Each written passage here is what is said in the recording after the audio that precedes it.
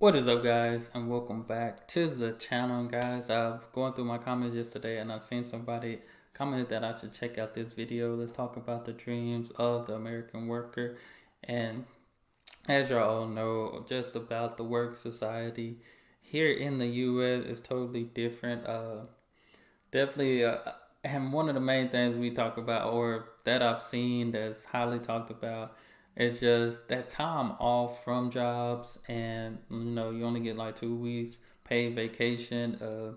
It still goes in line with healthcare because depending on your job depends on how good of insurance and healthcare that you get and receive. So this is definitely going to be an interesting one. So yeah, talking about the American worker, definitely feel like it's whatever he's gonna say probably gonna be important. So y'all hit that subscribe button, send down those recommendations, and let's check it out. Well, howdy there, Internet people. It's Bo again. So, today we are going to talk about the dreams of the American worker and, uh, and how they may not be what we expect. We're going to do this because I had a conversation and I thought it was unique. Turns out it's not. But I'm hanging out with some friends and we're all just sitting around outside. And I'm doing what I always do, which is constantly checking my phone, looking at the news.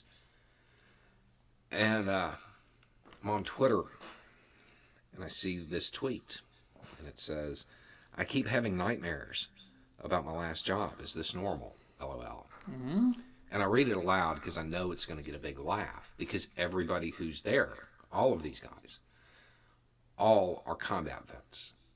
So I knew they would find it funny. So I read it out loud. And they do. They burst out into laughter. It's one of those real good gallows humor type moments. And then one of them's like, I actually have some about working at Home Depot too. You can tell he felt weird saying it, right? But as soon as he's finished, one of them was like, that restaurant I worked at down on the beach, I have dreams about. Well, he had some less than polite things to say about the guests. It's a restaurant that caters to the ultra wealthy that comes down. And it's crazy because I feel like I know and have some story just from my work experience because I always use, especially from when I started and worked at a restaurant to when I got my college degree and was able to work in a more like a more established career type atmosphere. I feel, do what you love what you do type thing. But in all, just my process of work, it always taught me something. But there's always things like there are some things you see behind the scenes that people don't see, and that's because you're on the inside, looking out rather than the outside looking in. So Caters to the ultra wealthy that comes down. And he's like, I have nightmares about them yelling back into the kitchen or yelling at the waitresses. Mm-hmm. And then the last guy, who, out of a group of people who have seen and done wild things, he's the one that has seen and done the wildest for the longest periods. And he's like, no hesitation, car dealership. Lasted 3 weeks. That is a stressful job. Super straight. Hey, and sorry for stopping it. Like, I feel like just being a salesperson in general, like, usually when you try to sell a car, like most people is given. If a person need a car, they're gonna come to get a car. Then it's not like you selling a product or anything of your own type. But I can say this, especially stress. I working at a restaurant in the kitchen. People don't realize like the pressure is not on the waiter or the waitress. The pressure is on the kitchen because they got to get all this food out at the right time. They can't have old food. Like when I first got hired at 17, my first job in the kitchen restaurant, the first thing he asked me was, "Are you able to manage stress? Can you manage stress?" Because he said the kitchen is stressful, and I'm like, "Yeah, I can handle that." And it got to one day, and I was a quiet person, but one day, like, I had to let it out because, like, It on a busy day, it was stressful. You might just be like, "Well, you worked at a restaurant," but restaurants get busy. That's a lot of food that has to be cooked, especially if you're on the main thing that people you cooking something that probably the main course that somebody want. Dude, it was stressful. And that's just in the restaurant business. That is a stressful job. These are people who would literally rather get shot at than go back to work at these places. That's crazy. And I That found is this crazy. amusing. I also kind of enjoyed the acknowledgement because there's a view in the United States that PTSD really only affects war vets, and it's not true. It is not a true At thing. all. And trauma can come from all kinds of places, and it can manifest in a whole bunch of different ways. Yeah. And it was just cool to see that acknowledgement, like universally from the people who were there. So I put it on Twitter, expecting people to be like, "Yeah, that's weird," but that's not what happened. Instead, the replies filled up with people talking about the jobs that gave them nightmares. That is crazy. And the really interesting part of it to me was that there were a whole bunch of people in the replies that I recognized who I know are also combat vets. These are people who were in the same situation as these guys. But that's not what they were talking about. They were talking about working at a cell phone store and stuff like that. It definitely gives a very unique look at the life of the American worker and what they deal with. And we deal with a lot because I feel like before I got my college degree, mind you, college was already stressful by itself because all the things you had to do and still try to make a living. You stressing about how you're gonna pay for this. You seeing your loans update. You got to pay loans and stuff like. But I can say I probably was more under pressure and stressed with a job that did not require a degree. Like my high school diploma, I was probably more stressed with that type of job than. And you would think like minimum wage jobs and all that, they be the most stressful. That's the craziest thing.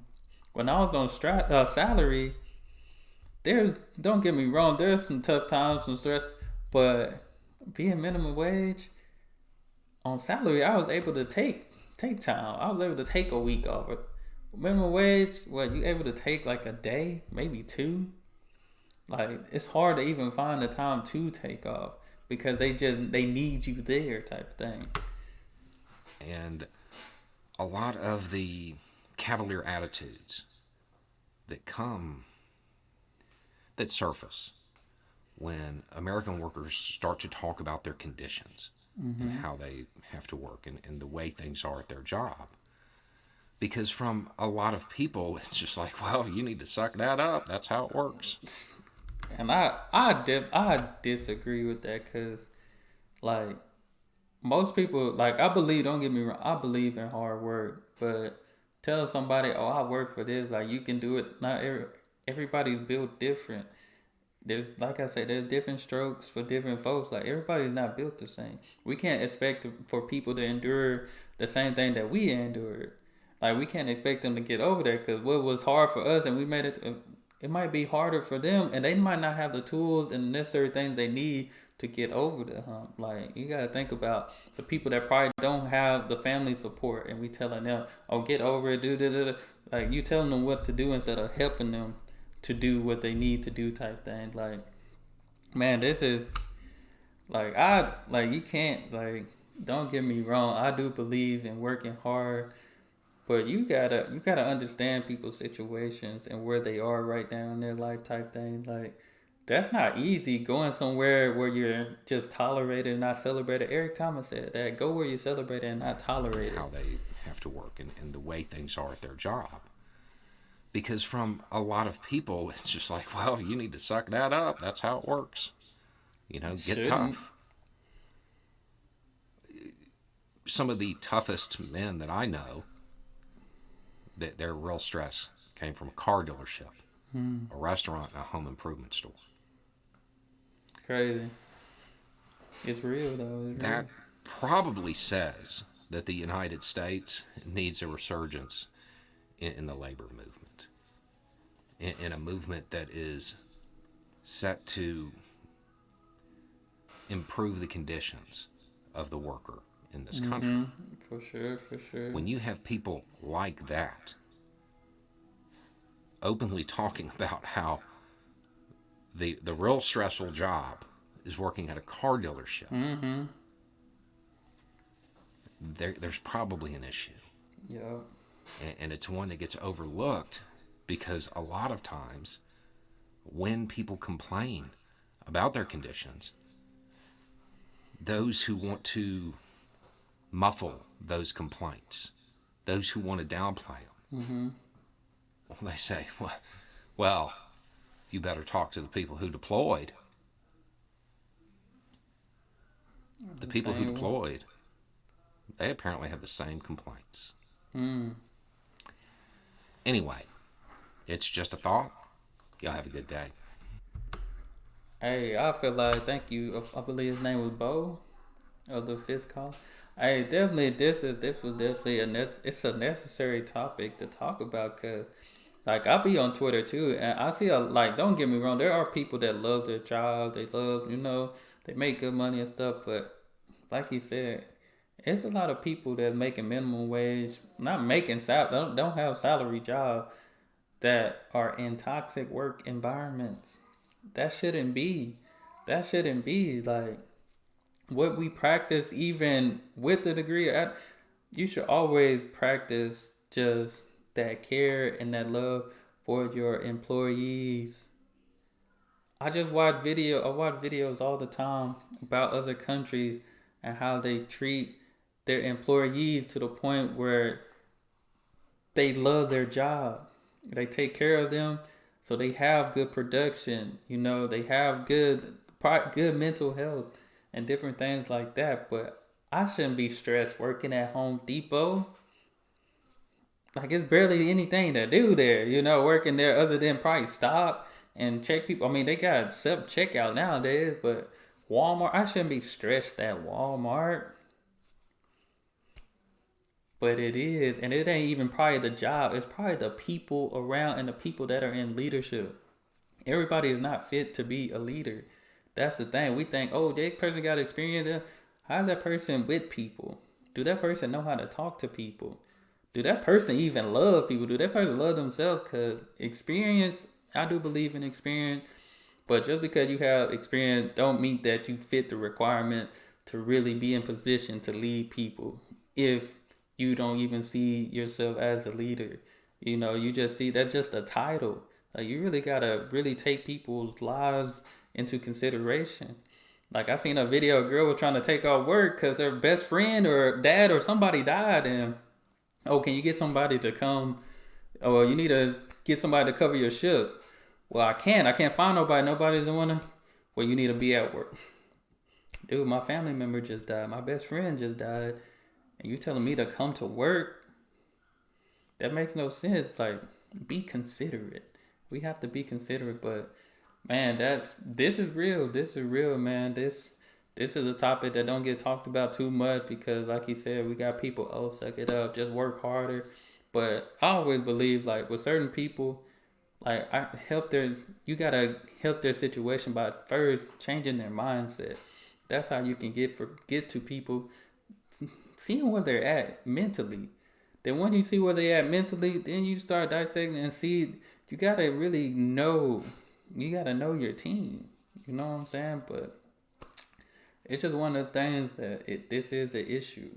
I remember coming home plenty of times stressed from work, from working, stuff like that. And I didn't even have my degree, a salary job yet.